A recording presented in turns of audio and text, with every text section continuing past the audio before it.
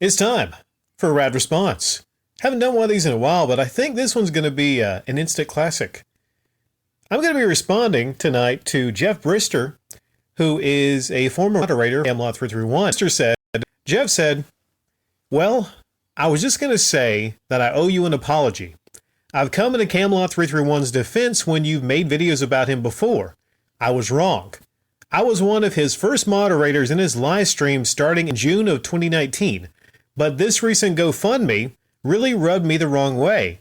I think you might have been right about him all along.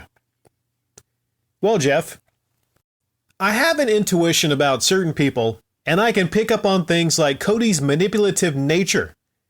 He just wants people's money, plain and simple, and he will do whatever he can to get it by pulling on people's heartstrings with all his fake crisis events.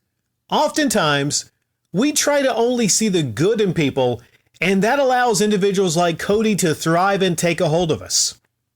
Cody is no different than many of the other e-begging manipulators on YouTube, like, say, for instance, John Hancock with his fake museum con, or Metal Jesus with his pinned Patreon link under a Sympathy Basement League video to receive donations to fund a Japan gaming trip.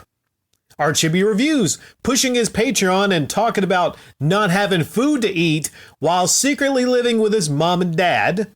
Silent Rob getting his Fiero fixed on that dono dime, while, if I'm not mistaken, not revealing it wasn't his only mode of transportation. Gerard the Completionist complaining about feeling sad around tax time every year and always mentioning game consoles he'd like.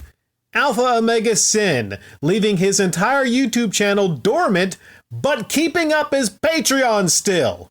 These are all instances where YouTubers will gladly disregard, manipulate, and sell out their own audience and take advantage of their loyalty because to them, that audience is nothing more than dollar signs, their personal ATMs to use whenever they have screwed up in their own lives and need a bailout, handout, for hardly nothing more than a shout out.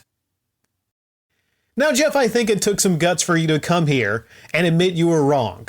None of us are perfect in this world, and we can only strive to be the best versions we can be of ourselves.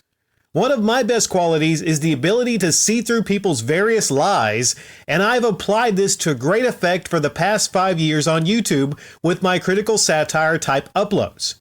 There is value in mistakes, Jeff. Remember this moment when you saw Cody for who he truly is, and apply that to future instances where you feel something is off about a person either online or in real life. If Cody can't be shamed back into being a decent human being, well, at least you and I, and hopefully many others, can educate Cody's supporters that of all the charities that deserve donations, getting your doggone NASCAR fixed up sure as hell ain't one of them.